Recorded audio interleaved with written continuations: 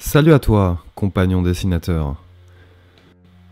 Aujourd'hui, je vais te montrer 3 techniques différentes pour ancrer un dessin. Le premier matériel que tu peux utiliser, c'est les feutres Faber-Castell, qui sont vraiment d'une très bonne qualité et assez durables dans le temps. Donc ça, c'est des feutres à l'encre de Chine. Tu en as de 3 sortes, ou en tout cas j'en ai acheté de 3 sortes. Un avec la petite annotation M, l'autre avec la petite annotation B, et l'autre avec un petit F en haut et sur le bouchon. Le B est le plus gros calibre, c'est le pinceau, brush. Le deuxième, le M, c'est le moyen, et le F, c'est le plus fin.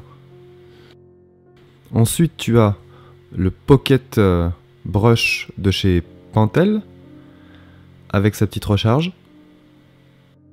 Personnellement, c'est ma technique favorite pour ancrer.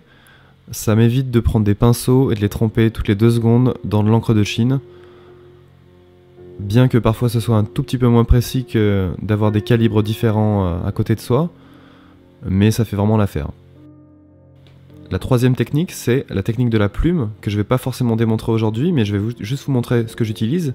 Un porte-plume atome, un peu plus grand et un autre un peu plus petit. Là, c'est une plume atome.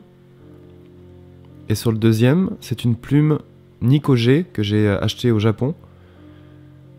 Donc vous pouvez la commander sur internet. Je ne sais plus dans quelle boutique par contre, mais vous pouvez taper ça sur internet, je pense que vous pourrez en trouver une. Et notamment sur Paris.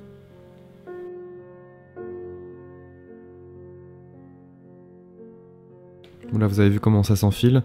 Hop, ça se clipse.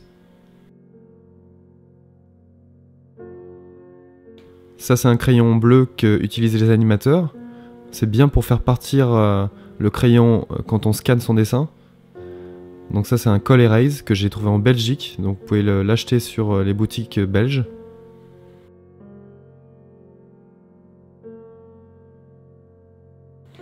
Toujours ma petite brosse à dents pour enlever, tout de suite il faut l'enlever d'ailleurs, l'encre de Chine sur la plume. Donc dans le quart d'heure qui suit l'utilisation. Sinon après c'est vraiment la galère, vous êtes obligé d'utiliser du dissolvant. Donc j'utilise 2 types d'encre, la Pélican qui est la meilleure pour moi, et une autre un petit peu plus générique, qui est pas mal non plus, que j'ai trouvé chez Dalb.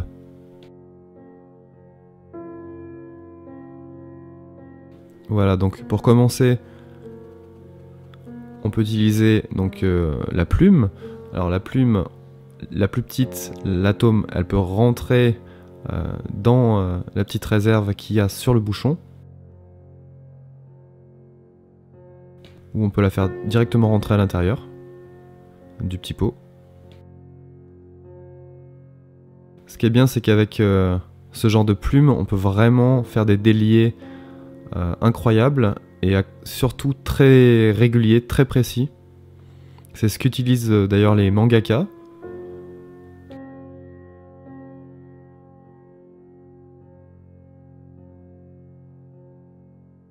On peut varier les mouvements, je vais pas tout vous montrer aujourd'hui, mais on peut varier vraiment les mouvements, la vélocité du trait.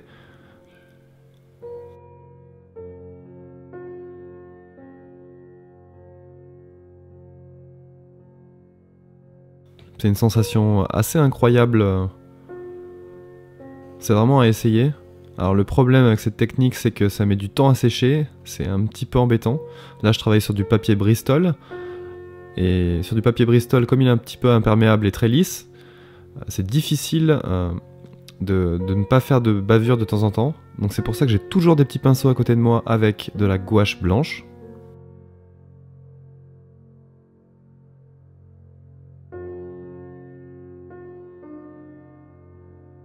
Alors ça c'est le Nico G Pen, que je trempe directement dans le pot, qui a une plus grande réserve.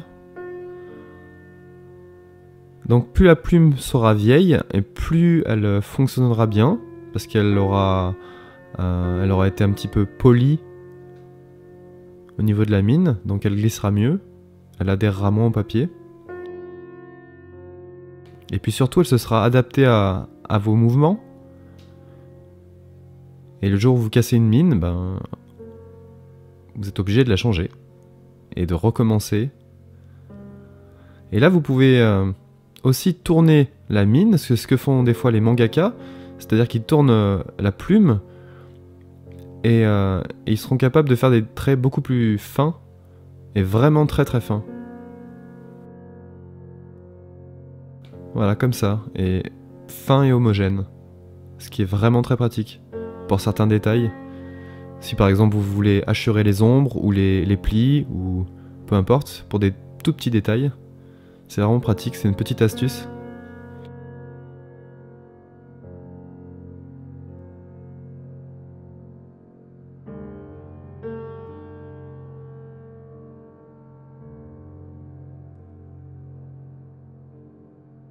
Donc là je peux faire des petites textures, des petits zigouigouis.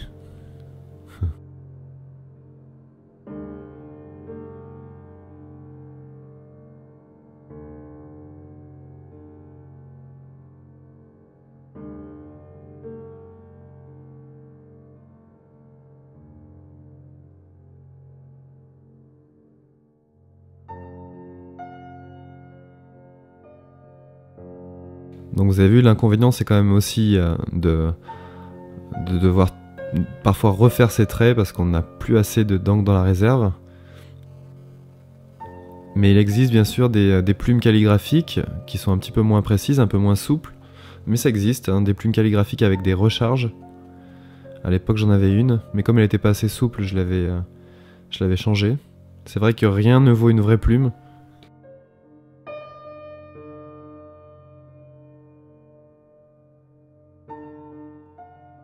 Donc pour nettoyer, un petit coup de sopalin, tout de suite après l'utilisation. Là ça a déjà eu le temps de sécher un petit peu. Ensuite un petit coup de brosse, et si vous voyez que ça ne part pas, vous pouvez mettre un peu de diluant pour le vernis à ongles ou de l'alcool. Pas de la vodka, non, de l'alcool à 90. Ou de l'alcool à brûler, mais ça sent un petit peu fort.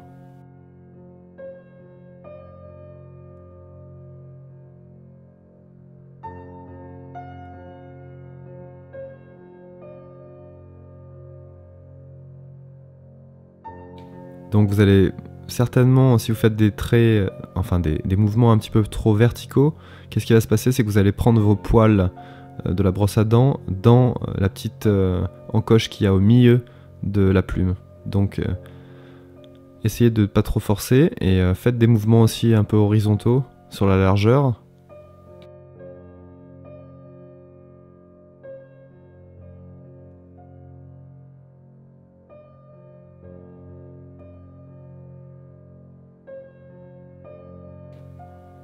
D'ailleurs, vous pouvez aussi faire des motifs avec la brosse à dents elle-même sur le papier. Mais bon, ça c'est pas vraiment pour aujourd'hui, mais si vous êtes créatif, vous pouvez faire ce genre de petites astuces. Vous pouvez utiliser n'importe quoi d'ailleurs.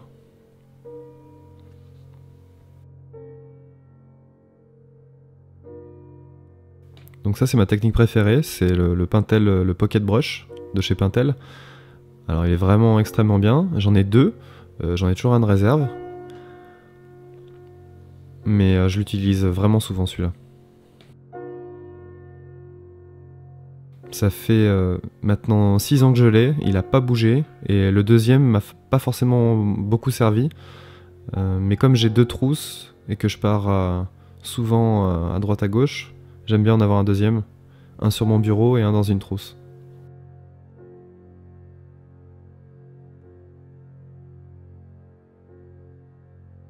Alors on peut faire vraiment des déliés incroyables. Donc les déliés sont un petit peu moins précis qu'un bon pinceau haut de gamme. Mais on peut vraiment faire des choses exceptionnelles. Pour du croquis, c'est vraiment pas mal. Bon, pour des planches un petit peu plus professionnelles, ça commence à être un peu limite. Mais tout est possible. Je connais un dessinateur qui s'appelle Eric Kanté, qui est un de mes dessinateurs favoris d'ailleurs, qui était d'ailleurs le concept artiste du film Aeon Flux, du film d'animation, pas le film au cinéma. Il utilise beaucoup cet outil-là.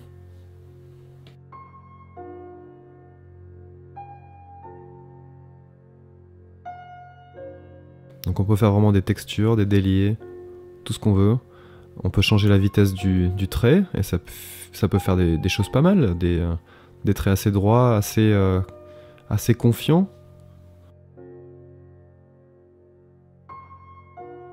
Voilà, ça c'est les Faber-Castell. Donc, alors la mine du Faber-Castell B est un petit peu plus dure, on va dire, que son copain le Pentel.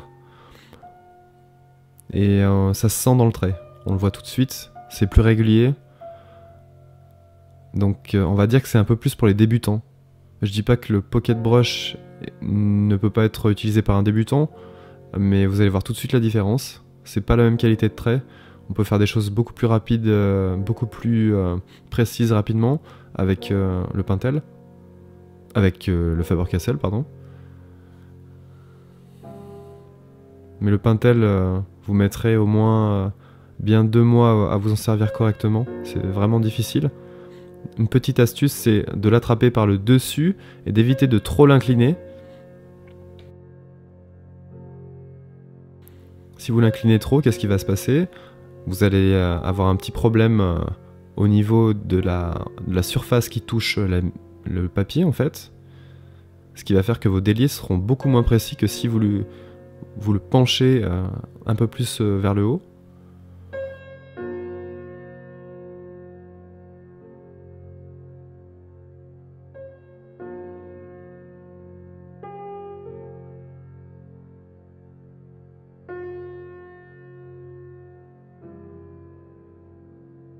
Donc ça, c'est les différents calibres. Le rendu est un tout petit peu plus fin, bien sûr, heureusement. Donc le B, vous pouvez l'utiliser pour les contours, le M pour les contours à l'intérieur des plus gros contours, et le F pour les petits détails. Donc une petite démonstration avec le Pocket Brush. Je commence toujours par les contours. Faites des contours épais. Si vous faites de la bande dessinée, vous savez de quoi je parle. C'est bien de dissocier les différents plans. Donc toujours quand vous dessinez un objet, dessinez son contour d'abord.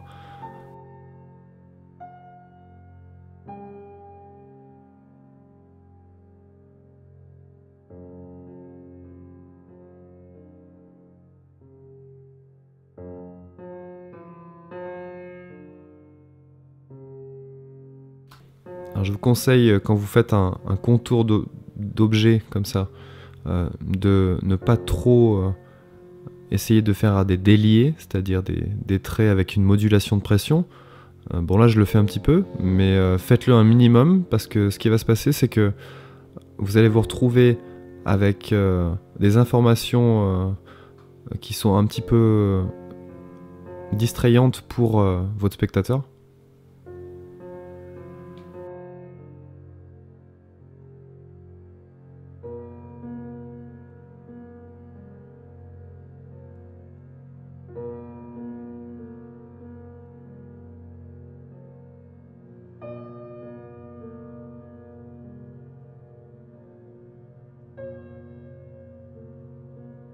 Donc n'hésitez pas à tourner le dessin, c'est facile de toujours garder la même direction et de s'habituer à toujours donner des coups de pinceau dans la même direction. Donc moi je préfère des coups obliques plutôt que des traits de bas en haut ou de haut en bas. Le pire que vous pouvez faire, c'est de bas en haut, c'est vraiment difficile et je vous conseille pas de faire ça d'ailleurs, c'est pas du tout naturel comme mouvement.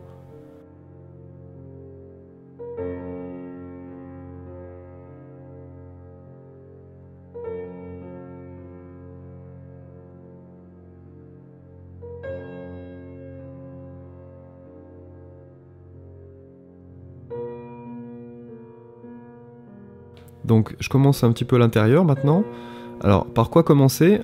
Vous pouvez vous dire que maintenant il va falloir détourer les bras, si je puis dire, c'est-à-dire faire le contour des bras.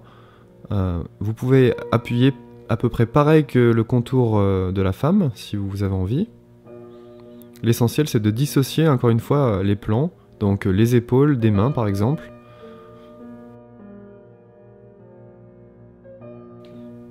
Évitez de tout de suite allez dans les détails, procédez par étapes, ne rushez pas, ça sert absolument à rien. L'ancrage c'est quelque chose d'important, il faut que ce soit un processus qui va embellir votre croquis en dessous. Donc c'est très rapide de se faire avoir et de trop en faire, et c'est ce qui m'arrive souvent quand je suis un peu distrait, j'en fais trop et ça se voit et c'est pas forcément très joli. Mais c'est tellement un plaisir de passer le pinceau sur le papier que parfois on se laisse avoir.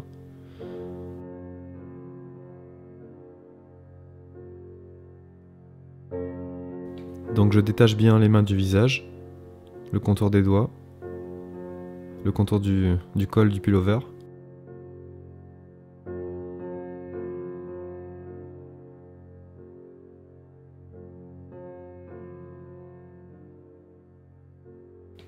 Et encore une fois, évitez de dessiner tout de suite les détails, sinon vous allez vous faire avoir.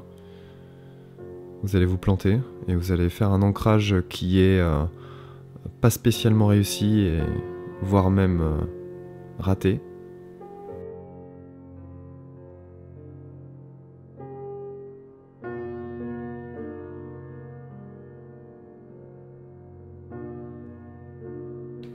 Donc pour enlever le croquis bleu en dessous, ce qu'on appelle le bleu, oui, en dessin d'animation, on fait ça avec Photoshop.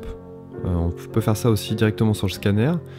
Moi souvent au scanner j'arrive pas à enlever tous les traits bleus, donc je passe sur Photoshop, je travaille sur les différentes couches. Bon, c'est pas vraiment le sujet aujourd'hui, mais je tenais à vous en parler, c'est que ça s'enlève en fait sur GIMP ou Photoshop si vous avez l'un des deux.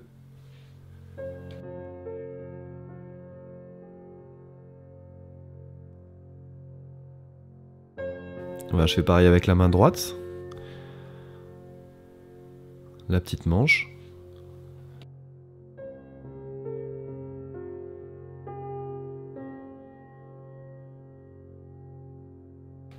L'avant-bras jusqu'au pli du coude.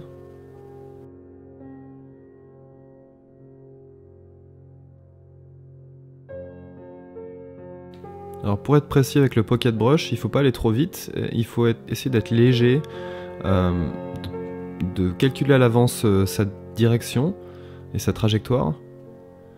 Et bien sûr avoir une petite expérience avec l'outil parce que c'est pas si évident que ça, surtout les premières fois.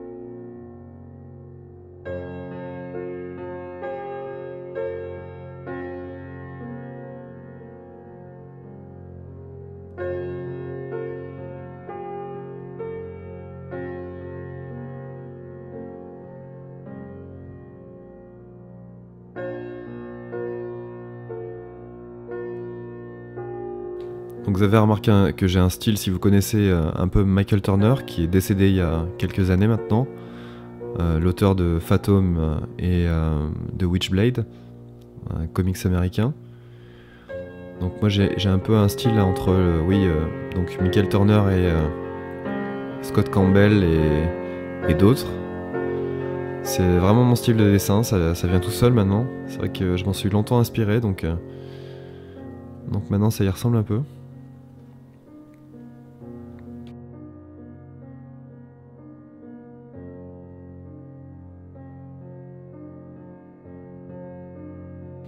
Mais bon, ça me dérange pas de dessiner différents styles. Hein, à partir du moment où vous savez construire un dessin, vous pouvez dessiner tout ce qui vous plaît. Après, il faut réfléchir un peu plus. C'est sûr que certains auteurs réfléchissent moins parce qu'ils ont bien leur style à eux et qui sont quasiment automatisés. Et moi, je suis pas du tout un dessinateur automatisé. J'ai plus tendance à réfléchir, même un peu trop parfois.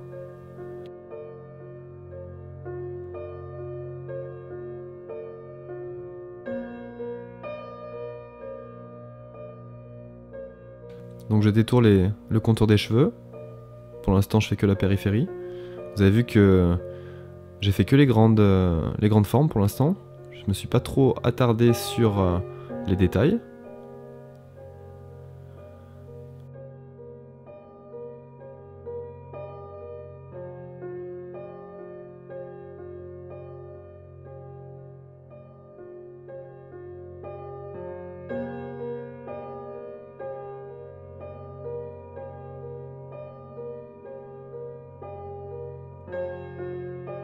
Je commence à remplir à l'intérieur. Et là, je peux commencer à délier un petit peu mes traits. Je fais la racine des cheveux pour l'instant.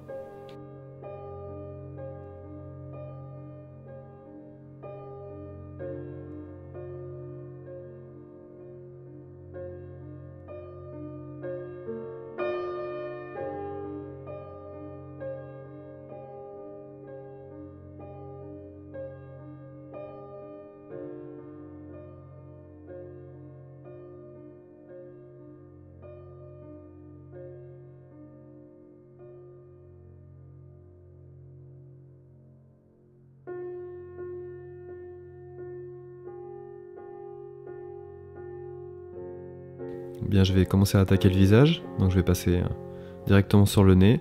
Prenez votre temps pour le visage, c'est le plus important. Donc prenez votre temps. Pensez aux formes, vous pouvez amplifier les formes. N'hésitez pas à faire des angles quand il y en a besoin. N'arrondissez pas trop vos traits, surtout si vous voulez styliser votre dessin. C'est très important. S'il y a un trait que vous ne comprenez pas, c'est que vous ne l'avez pas vraiment réfléchi. Donc qu'est-ce qui va se passer? C'est que vous allez vous planter. Donc réfléchissez bien quand même. Vous avez vu pour la bouche, j'ai commencé par la commissure, enfin le coin des commissures, pour arriver au centre. Et ensuite je fais le contour des lèvres, en un peu moins appuyé si possible. Toujours un peu délié.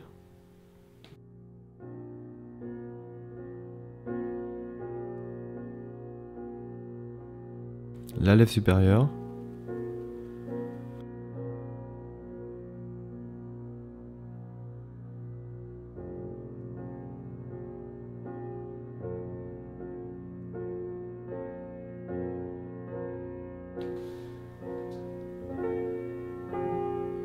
Les cils. Laissez un tout petit espace pour évoquer la largeur de la paupière inférieure. Allez tout doucement pour les yeux, parce que là c'est pas le moment de se planter.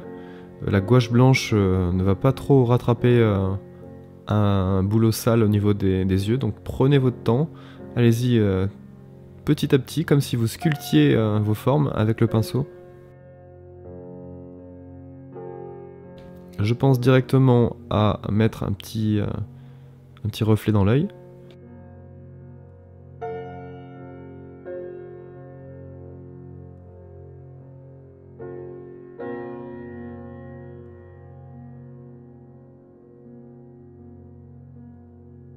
Un petit pli qui permet de dire que la main appuie sur la joue. Donc j'évite de trop l'amplifier.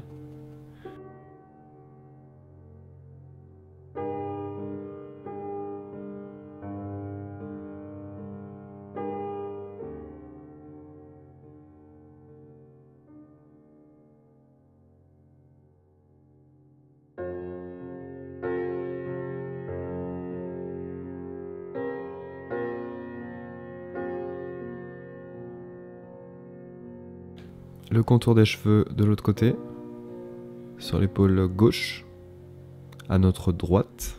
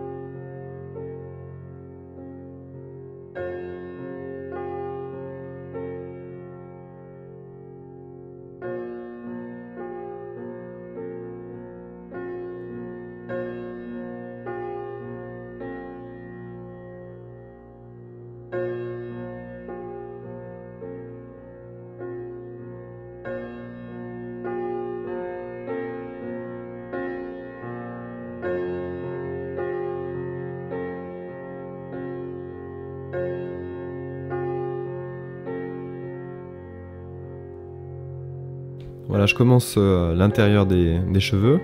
Je vais essayer de détacher des mèches principales, c'est ce qu'il faut faire en général. Je pense que c'est, encore une fois, c'est toujours bien d'aller du plus gros au plus petit.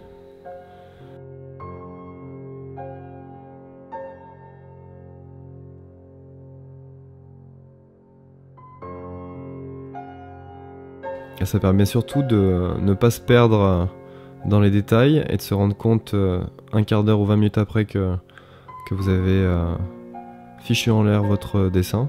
C'est dommage.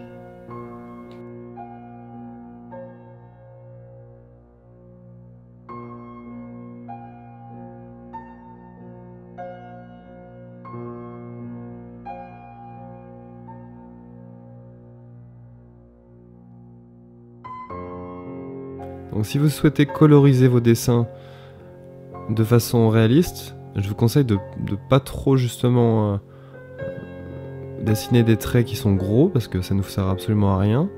Si vous avez des gros déliés dans tous les sens, vous n'aurez plus la place pour les aplats et pour le travail des volumes. Donc tant qu'à faire, évitez justement d'utiliser un pocket brush par exemple, c'est inutile.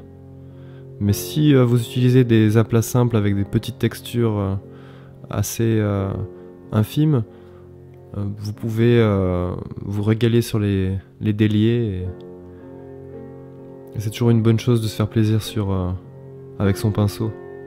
C'est vraiment sympa.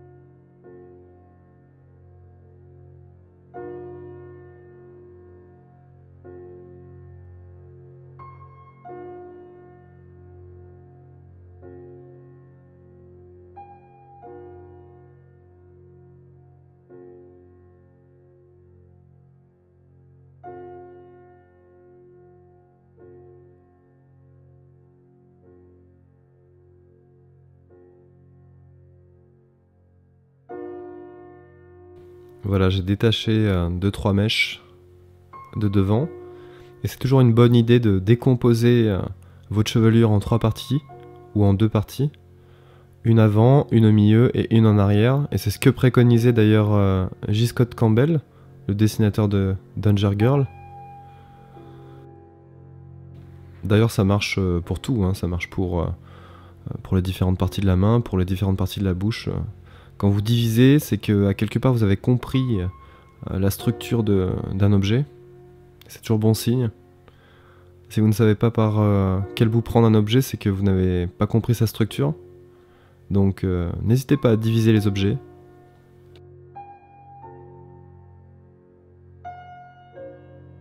Et quand je dis diviser, c'est en plusieurs formes primaires.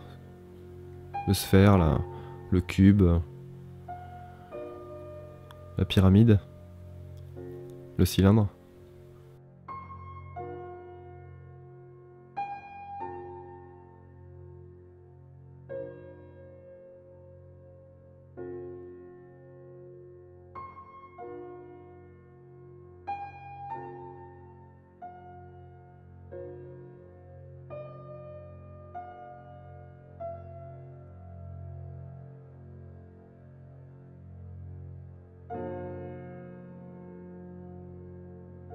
Voilà, je navigue doucement sur la chevelure.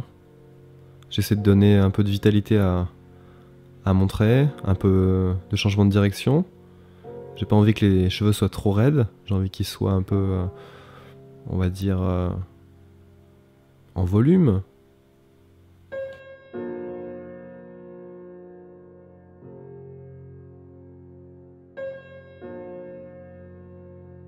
Elle a tendance à faire des petites frisettes, sans que ça tourne forcément en grosse frisette, mais juste pour donner un petit peu d'amplitude et de vitalité.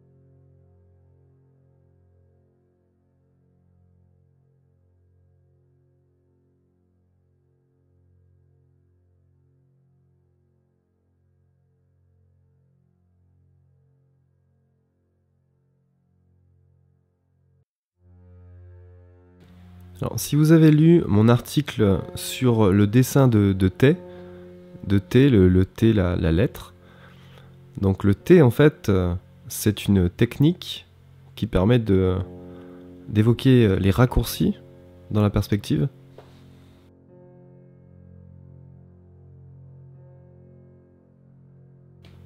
Et c'est hyper important, quand vous faites un T au niveau de l'ancrage, de le renforcer à sa base. Si vous faites des T qui sont un petit peu trop au niveau de la croix, je veux dire, au niveau de l'intersection de deux segments, si vous faites quelque chose de trop fin d'un côté ou de l'autre, on va pas sentir vraiment le T en fait.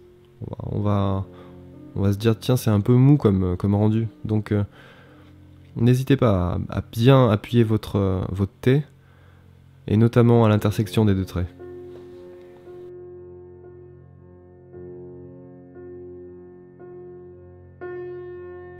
Donc là je donne quelques indications d'ombre, mais ça me permet surtout de dissocier encore plus les différents volumes. C'est pas quelque chose que j'ai l'habitude de faire parce que je colorise souvent mes dessins derrière, et j'aime bien rendre les volumes, parce que c'est un peu ce que je pense être un de mes points forts. Mais vous pouvez faire ce que vous avez envie, hein. De toute manière c'est vous le patron. Donc vous pouvez rendre avec des hachures, vous pouvez rendre avec des aplats noirs. Tant que vous mettez en valeur votre dessin, c'est l'essentiel.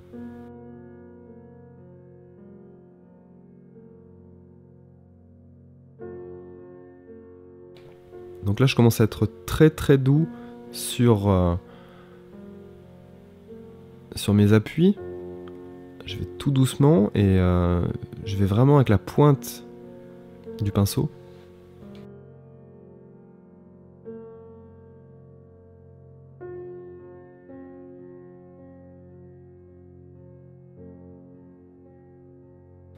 Et pour ça, j'essaie de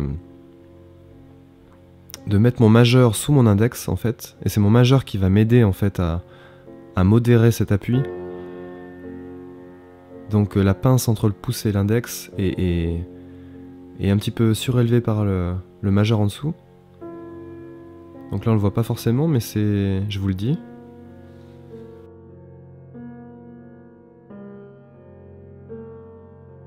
Vous avez vu, j'y vais par petit à coup. Si ça avait été un plus grand dessin, je pense que j'y serais allé un petit peu plus franco, mais là c'est quand même un dessin pas très important. Donc il faut quand même y aller mollo.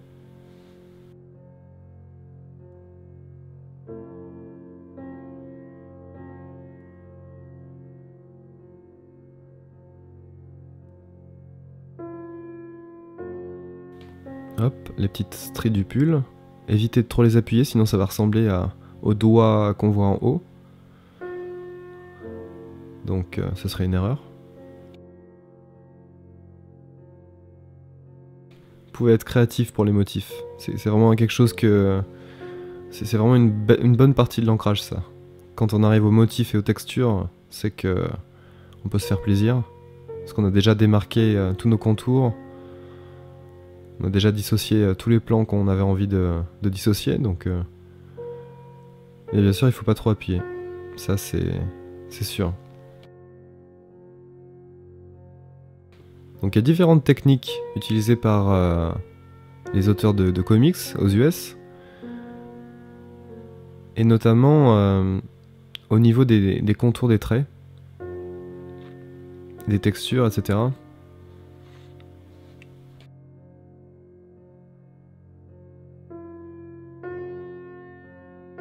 Donc moi je me suis inspiré un peu de la méthode à ancrer de... je crois qu'il s'appelle Dodson, quelque chose comme ça. En tout cas c'est son nom de famille, je me souviens plus de son prénom, mais ça va m'en venir. Terry Dodson, ça y est. Donc Terry Dodson et sa femme en fait, qui ont créé ces dessins, appliquaient cette technique.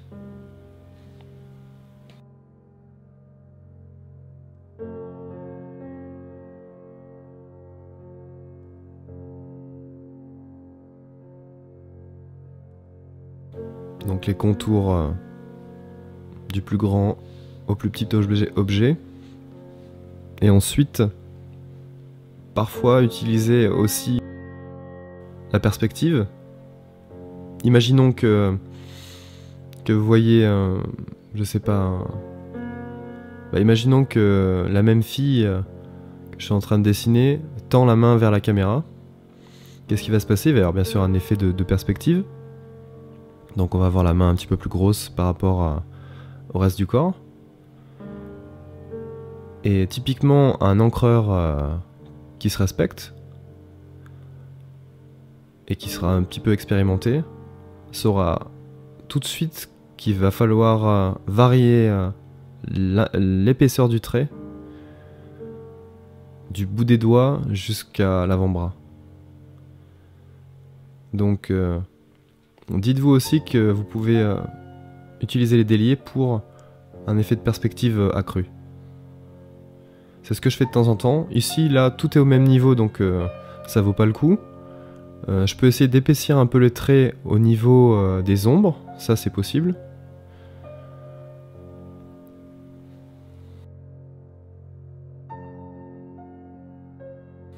D'ailleurs, si je me rappelle bien, certains encreurs utilisent cette technique, c'est-à-dire qu'ils se disent bon bah l'éclairage vient d'en haut à droite et ils vont renforcer les traits en bas à gauche. Ils vont faire ça pour tout le dessin et c'est une technique qui marche bien. Moi je préfère quand même la technique en perspective et la technique par dissociation de plans. Après c'est à vous de choisir, hein. C'est vraiment... il suffit d'essayer et de voir ce qui vous va le mieux.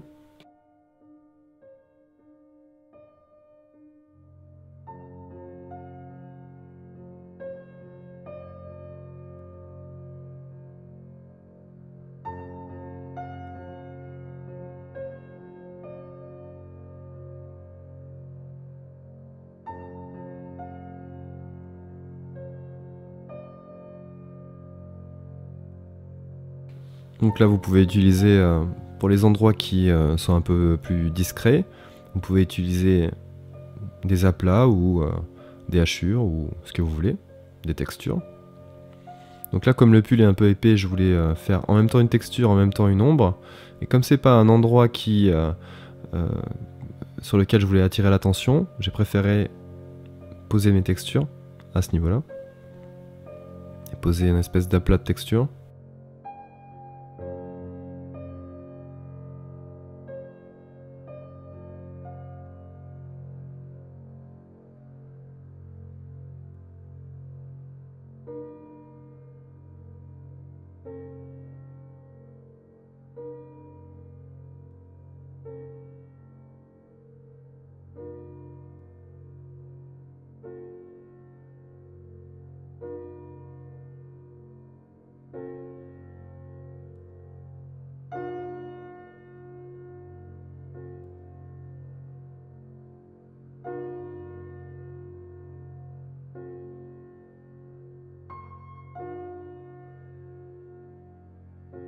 Donc vous avez vu que j'ai dessiné des stries sur les manches et sur le col, rien qu'au niveau du visage. Donc ce qui va attirer encore plus l'œil sur le visage de la fille. C'est exactement ce que je voulais. J'augmente aussi un peu les noirs au pourtour des manches, pour encore plus attirer le regard. Je fais quelques plis de vêtements, parce que j'aime ça, et que c'est marrant à faire.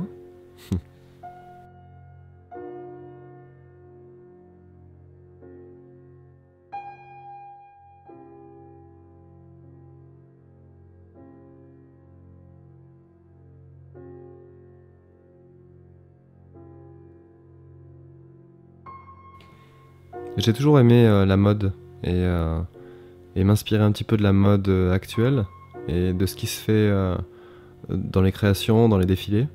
C'est vraiment quelque chose qui me botte et que je regarde de plus en plus.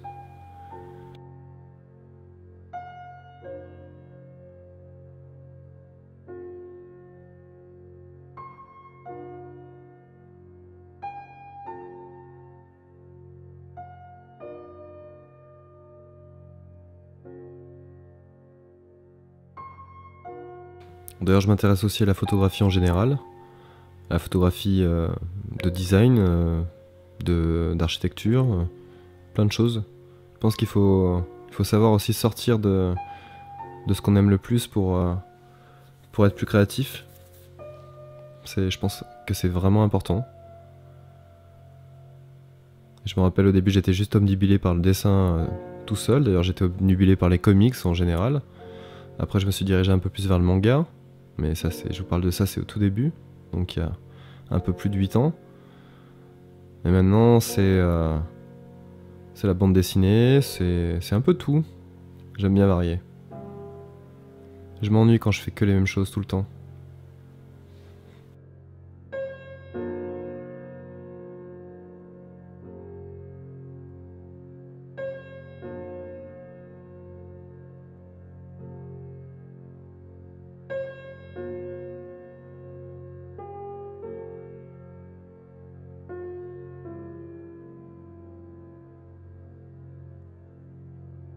Donc là je fais des petites mailles, des petites ombres de mailles, juste à titre indicatif, pour montrer qu'il y a quand même de la texture sur le pull.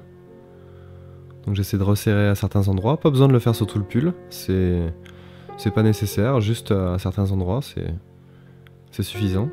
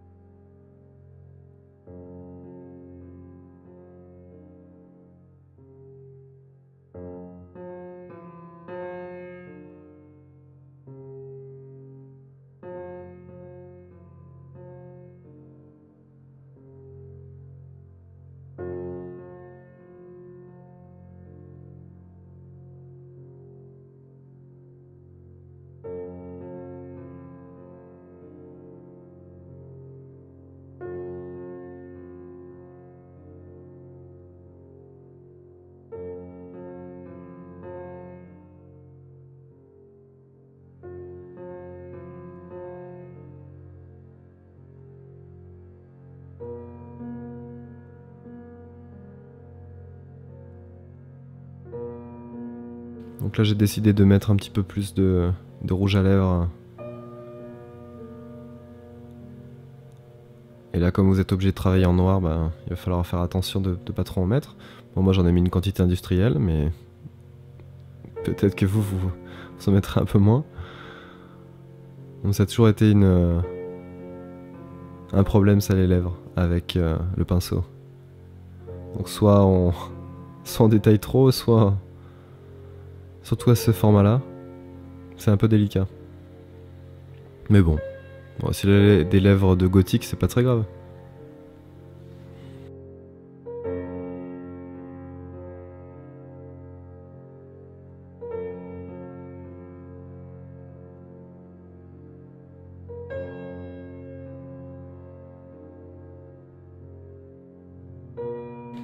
Donc peut-être un petit conseil au niveau des lèvres, surtout avec le noir, vous pouvez quand même montrer, ne pas tout remplir et de montrer juste un petit reflet sous la lèvre, sur la lèvre inférieure.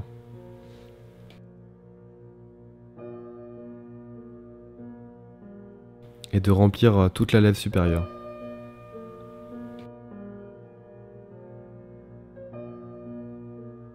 Donc ça c'est les deux petits pinceaux que j'utilise pour mettre de la gouache. De temps en temps ça me sert, mettre de la gouache blanche avant de scanner.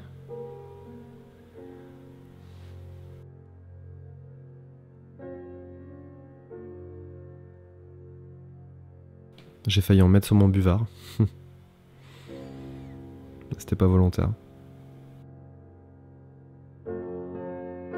Donc j'ai toujours un petit papier, vous le voyez pas là, mais j'ai toujours un petit papier pour tester, surtout quand je fais des ancrages à la plume. Alors ça, je vous conseille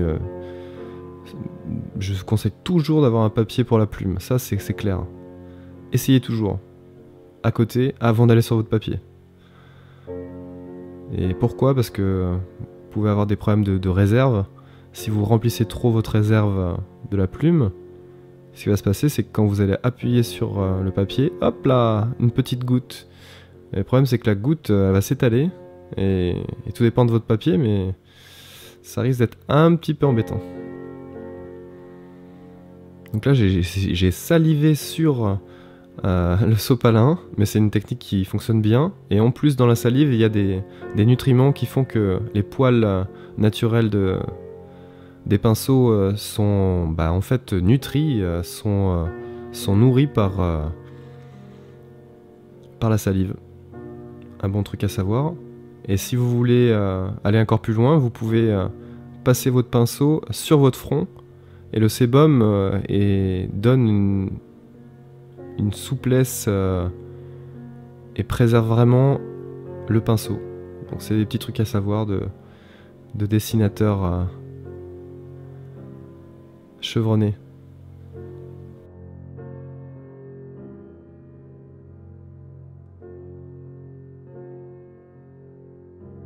Voilà, donc je suis plus très loin de la fin là. Mais un petit peu plus de hachure pousse un peu les contrastes, mais j'irai pas beaucoup plus loin.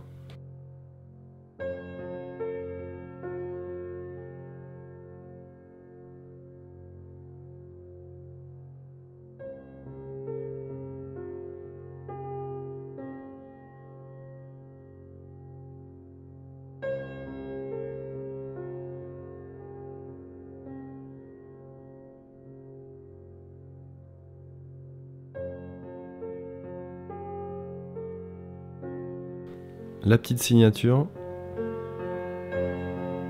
Donc la mienne change souvent de forme selon l'outil que j'utilise.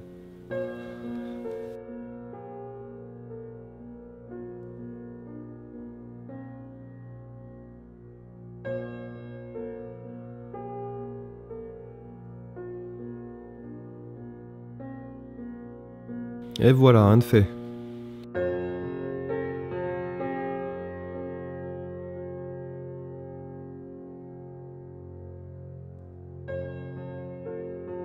Donc là, je vais en créer un dessin semi-réaliste.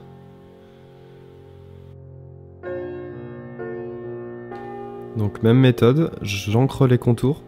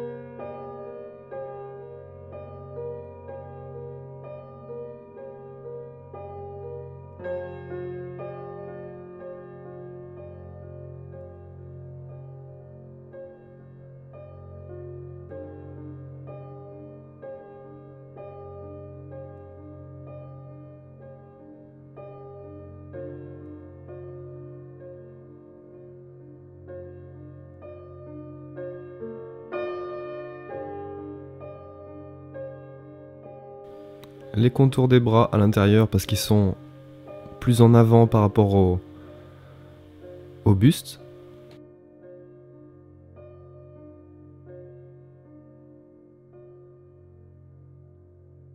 Le plan des manches est aussi différent que celui des bras.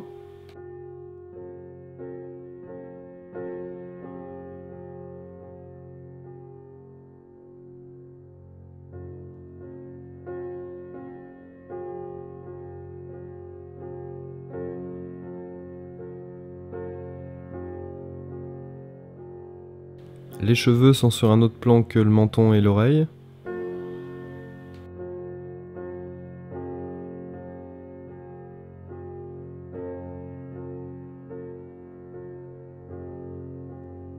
Donc là j'utilise les Faber-Castell, donc là c'est le B.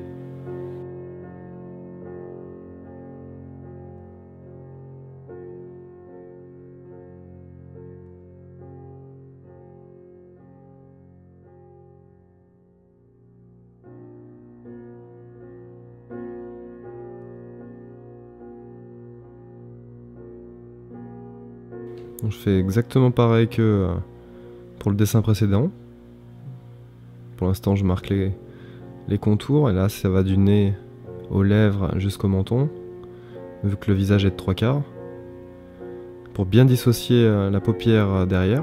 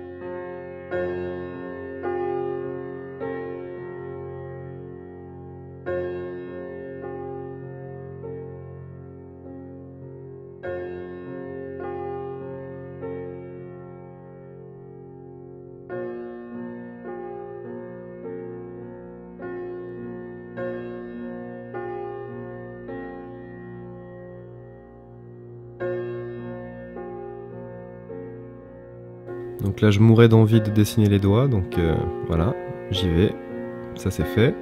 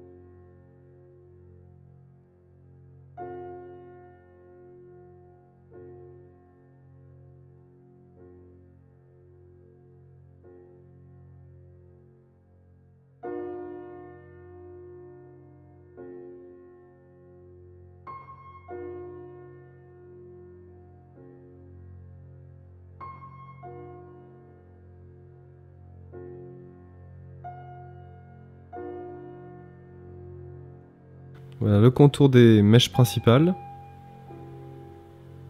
que je subdivise.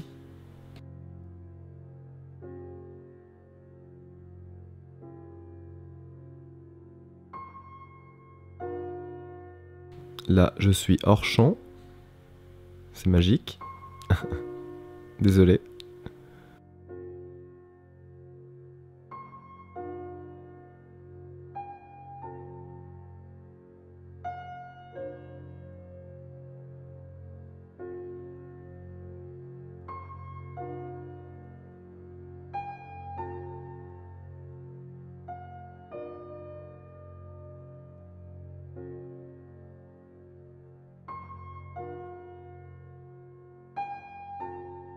Le col.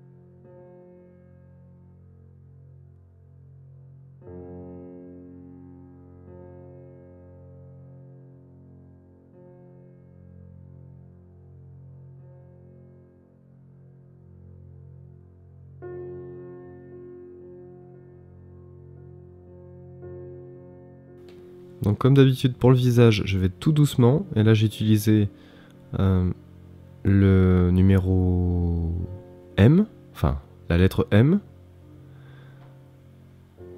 qui ne donne pas trop de déliés justement, parce qu'elle est, la mine est assez dure. Donc c'est assez pratique pour les détails, les commissures des lèvres et les détails des yeux et des sourcils.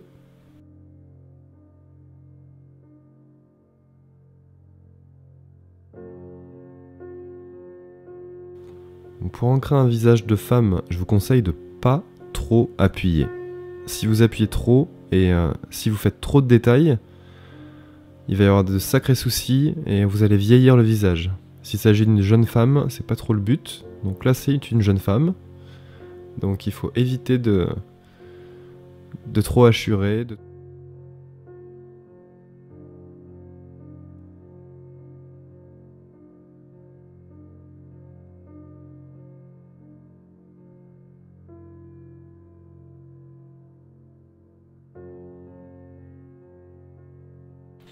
Au final, quand on y pense, qu'est-ce qu'on ancre? En fait, on ancre les zones les plus contrastées. C'est-à-dire que, regardez par exemple, la commissure des lèvres. C'est un endroit très contrasté, c'est un endroit très noir. Donc, on va appuyer plus, et pour l'ancrage, ce sera le trait qui sera ancré. Et tout autour, rien ne sera ancré. Pourtant, on a des valeurs de gris autour de la commissure des lèvres.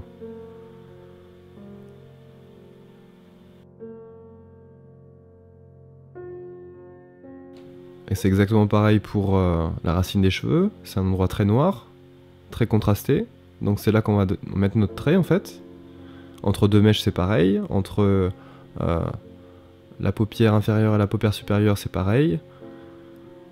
Toutes les commissures en fait. Toutes les plis et tous les endroits très contrastés.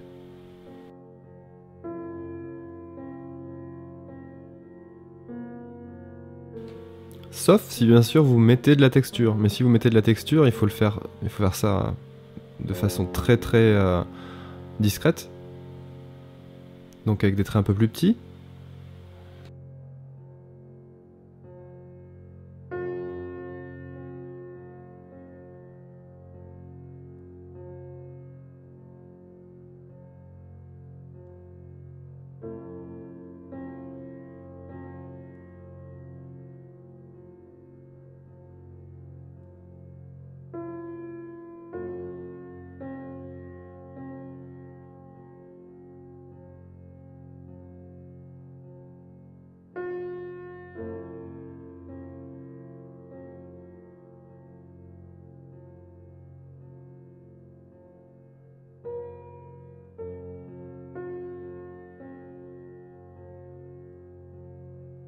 Donc là j'ai décidé de pousser un peu plus juste au-dessus du cou pour montrer qu'il y a vraiment une ombre portée assez importante à ce niveau-là. D'ailleurs il n'y a que là que je vais appuyer autant.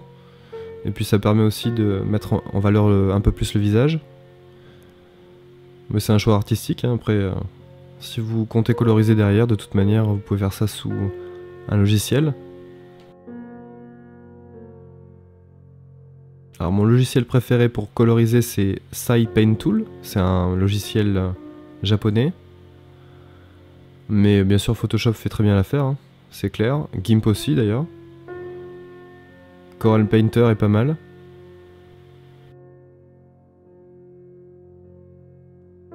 Coral Painter est un petit peu... comment dire... instable. Enfin pour l'instant en tout cas, les versions que je connais. C'est-à-dire toutes.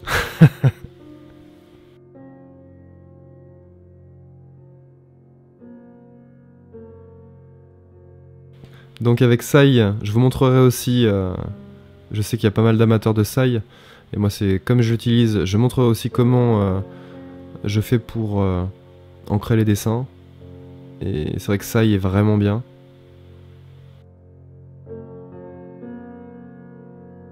Surtout que c'est un logiciel qui prend vraiment pas beaucoup de place, il est vraiment puissant, et je comprends vraiment pas pourquoi ils ont arrêté le développement, alors qu'il aurait pu cartonner.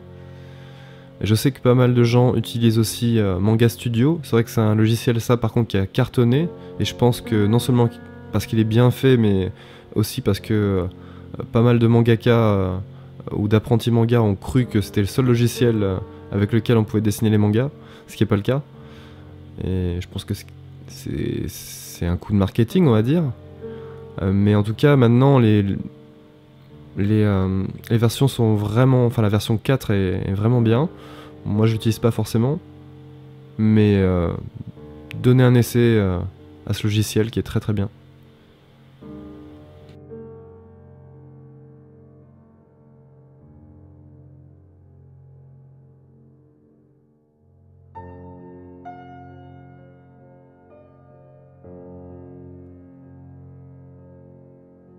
Donc pour les cheveux j'utilise toujours le B. Je fais des petits déliés. Mais contrairement au Pentel, ça devient plus difficile de travailler les déliés quand vous appuyez pas beaucoup. Tandis qu'avec le Pentel c'est beaucoup plus simple. Et c'est pour ça que je vous dis que le Pentel, le Pocket Brush de chez Pentel, Si vous le maîtrisez, vous pouvez tout faire. Vous serez toujours un peu plus tremblant et c'est normal. Mais si vous êtes un petit malin comme moi, et que vous n'aimez pas que vos traits soient un peu tremblants, vous pouvez, quand vous dessinez une planche de BD par exemple, vous pouvez faire la planche en très grand, l'ancrer en très grand, et ensuite, comme font pas mal d'auteurs d'ailleurs, vous diminuez tout à la fin la taille de la planche forcément, pour la rendre à son format normal, et vous allez perdre tous ces petits tremblements sur le trait. Ou en tout cas, vous allez gagner en précision.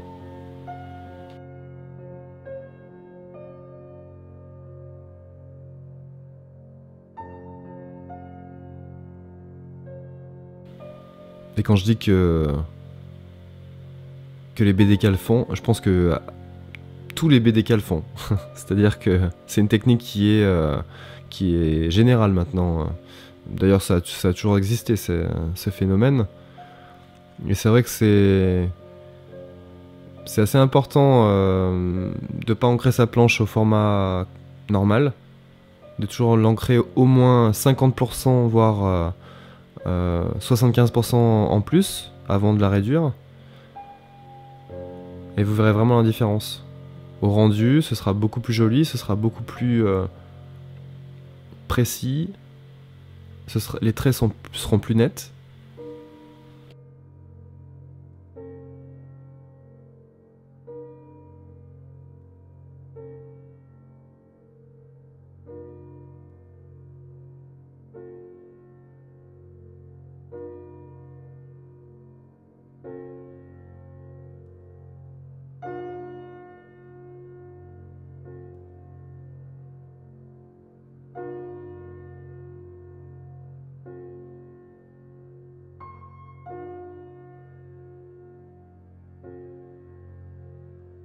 Là, vous avez vu qu'à la fin des mèches de cheveux, je rajoute des détails. Pourquoi je fais ça? C'est souvent en fait quand le cheveu change de direction ou va en profondeur ou vers la terminaison. C'est là qu'on voit le plus de détails en fait, même dans la réalité. Parce que les détails sont comprimés en fait, dans la profondeur, dans la perspective. Donc j'exagère un peu le contraste.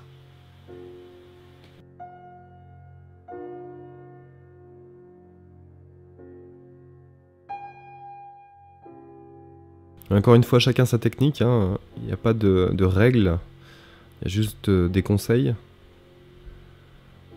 Après, vous pouvez faire bien ce que vous voulez, hein. Vous pouvez travailler vraiment beaucoup en noir. Je sais que de nos jours, pas mal de BD, de petits auteurs, de petites maisons d'édition travaillent tout en noir et blanc.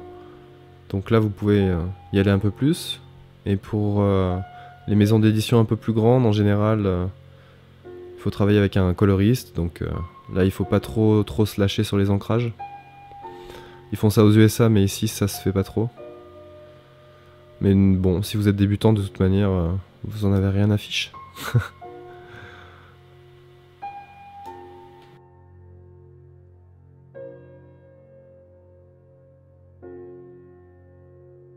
Il faut se faire plaisir. Je sais que les professionnels que je connais se font plus trop plaisir.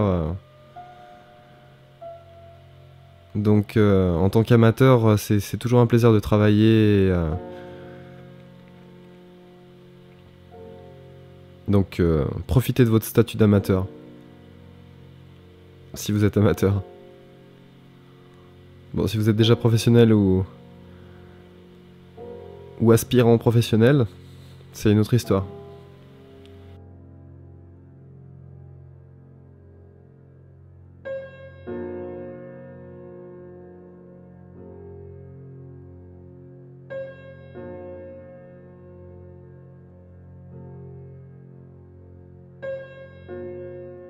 Donc là, les plis des manches sont un petit peu difficiles à rendre. Moi, j'aime bien inventer au fur et à mesure mes plis, mais c'est pas ce que je vous conseille de faire. D'ailleurs, c'est pas ce qu'il y a de plus réussi dans mon dessin là, mais bon. Alors, il faut bien faire Faut bien se lancer. Si on se lance pas, on fait jamais rien. Et c'est dommage.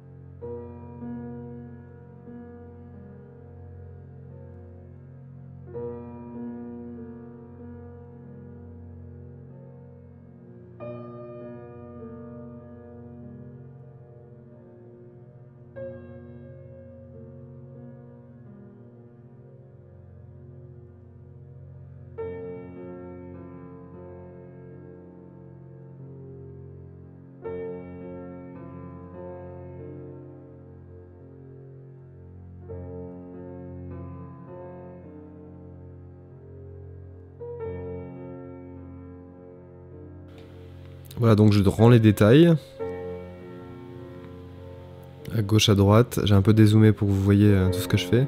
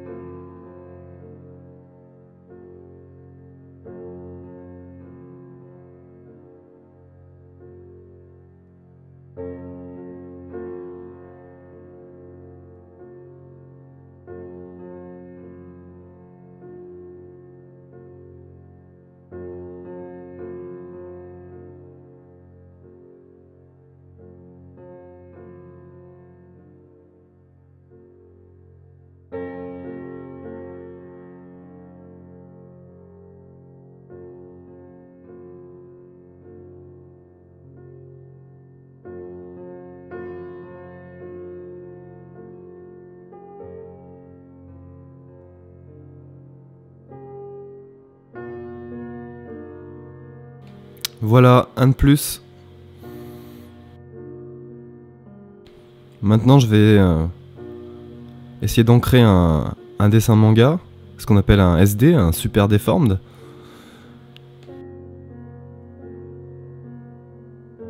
Alors c'est pas trop ma spécialité le manga, mais en général ce que font les mangaka pour préparer à la trame ou à la colorisation, pour les rares mangas qui se font coloriser. Donc je vais éviter d'utiliser les déliés. J'utilise un feutre de calligraphie pour les contours.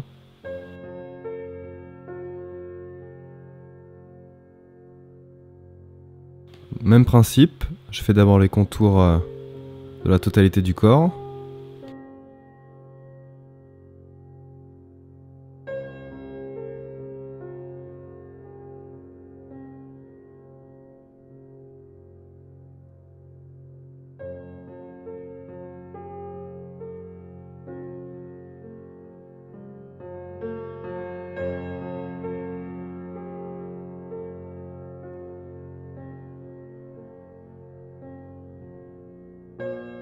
Donc n'hésitez pas à essayer de ne pas trop arrondir certains angles. Donc bien sûr après ça va dépendre de votre style et ça va dépendre de ce que vous avez envie de montrer à votre public, mais j'aime bien varier en fait les formes arrondies et les formes anguleuses. Ce qui est bien, c'est que les formes anguleuses donnent un espèce de caractère au dessin et poussent vraiment le dessin vers un style précis. Je suis pas un spécialiste des mangas, mais ce que je sais, c'est que j'étais un gros fan. D'ailleurs, je suis toujours un gros fan de Dragon Ball, et je me rappelle la différence entre Dragon Ball premier du nom et Dragon Ball Z. Je me rappelle de la différence de trait. On est passé d'un trait rond à un trait complètement anguleux.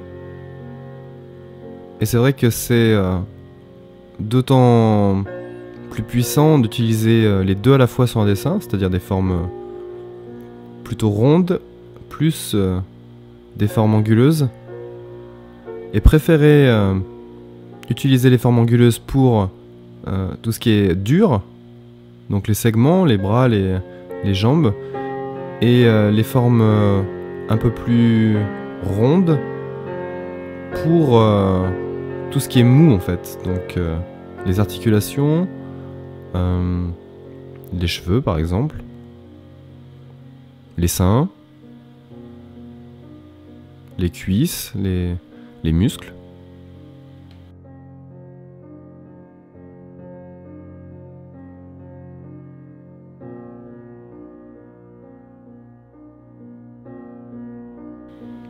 Et les yeux, bien sûr. Mais les yeux, c'est pour plus tard.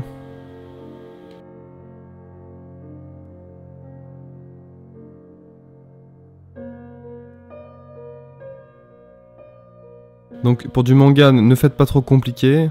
Allez à l'essentiel.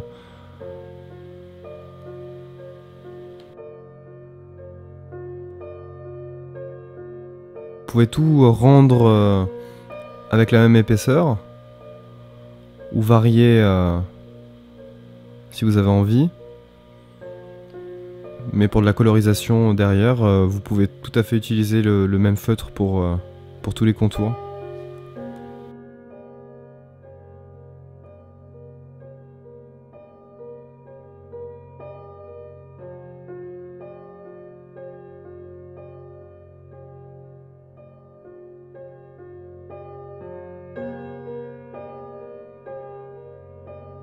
Donc là je suis en train d'utiliser le calibre M de Faber-Castell. J'aurais pu utiliser la plume, mais la plume ça prend un peu plus de temps, ça met un peu plus de temps à sécher. Il y a beaucoup plus de chances que je me plante, donc je préfère utiliser et vous montrer les Faber-Castell. La plume c'est vraiment quelque chose de spécial, c'est une technique qui prend du temps. Pas que je la maîtrise pas, parce que je l'ai longtemps utilisée, mais là, sur du papier Bristol comme ça, ça devient un peu délicat, on va dire. Et ça prendrait un peu trop de temps.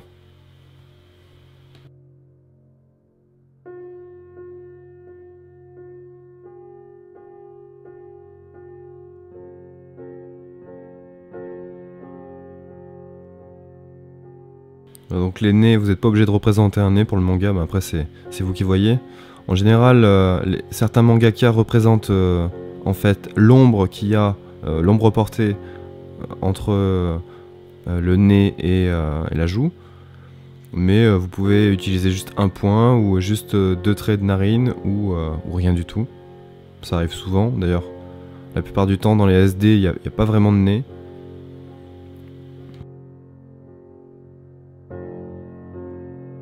Et bien sûr, essayer de grandir les yeux. Alors il se passe un phénomène un peu bizarre sur certains mangas, c'est que les sourcils et les cils traversent les cheveux, comme si les cheveux n'étaient pas très opaques, étaient transparents.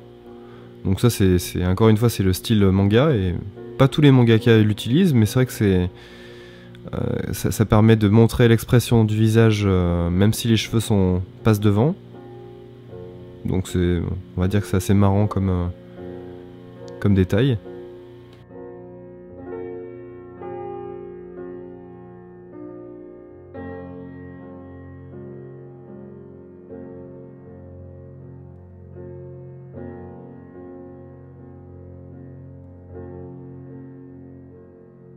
Donc là mes sourcils sont un peu dissymétriques, mais bon, je m'en suis rendu compte que seulement après. Mais c'est pas très grave.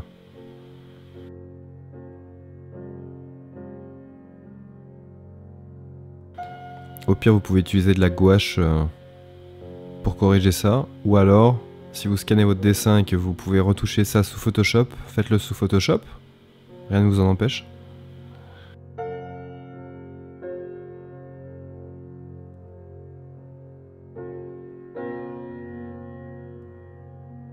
Enfin, quand je dis Photoshop, n'importe quel logiciel fera l'affaire, hein, bien sûr.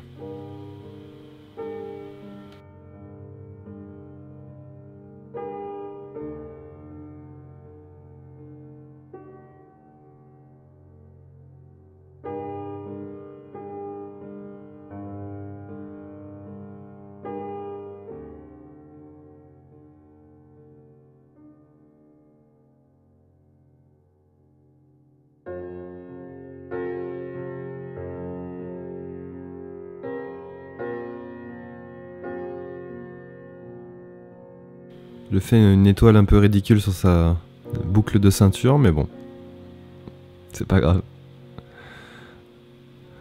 Le design facile, faire une étoile sur une boucle de ceinture.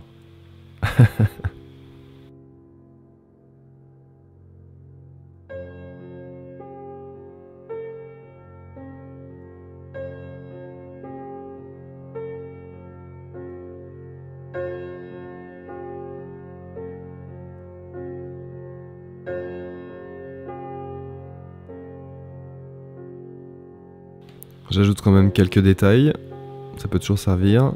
Je dissocie 2-3 grosses mèches de cheveux.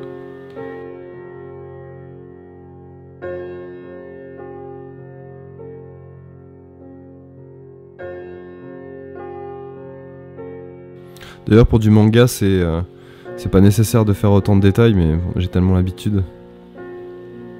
Mais ouais, effectivement, vous pouvez aller beaucoup plus à l'essentiel sur la partie cheveux.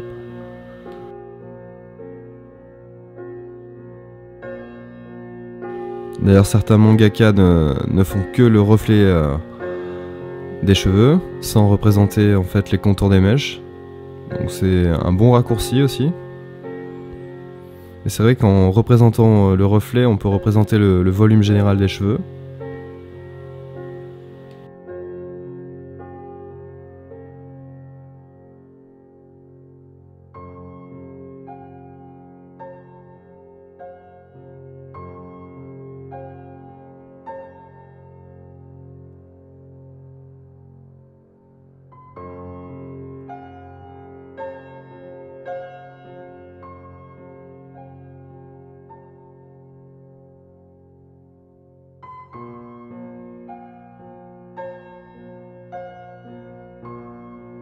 Je finis les sourcils, les cils pardon.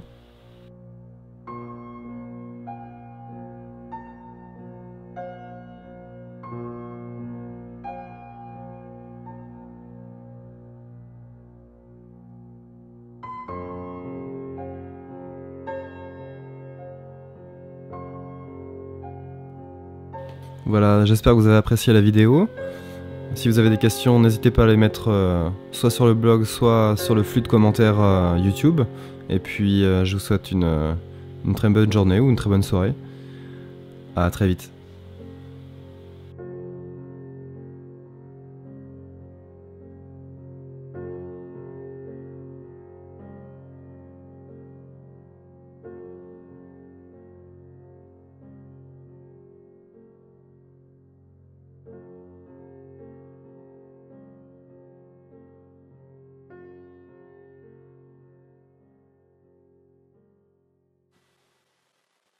Si tu veux découvrir les dernières techniques et astuces sur le dessin, rien de plus simple.